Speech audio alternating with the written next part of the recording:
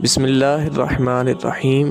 السلام علیکم ناظرین، ہم الحمدللہ عرفات سے گزر کر مسجد نمرہ کی زیارت کے لیے آ گئے ہیں۔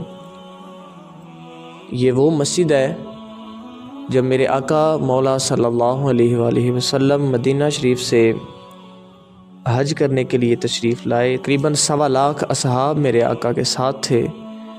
تو اس مقام پر حضور نے خطبہ ارشاد فرمایا، اور آج بھی یہ مسجد صرف حج کے خطبے کے لیے ہی کھلتی ہے، اور حاجی یہاں پر ظہرین کی نماز ادا کرتے ہیں، یعنی ظہر اور عصر کی دونوں نمازیں اکٹھے ادا کرتے ہیں، اور حج کا خطبہ یہاں پر دیا جاتا ہے۔ صرف سال میں ایک دفعہ یہ مسجد کھلتی ہے، اور اگر اس کے رقبے کی بات کی جائے تو تقریباً 4 لاکھ لوگ ایک ہی وقت میں یہاں پر نماز ادا کر سکتے ہیں۔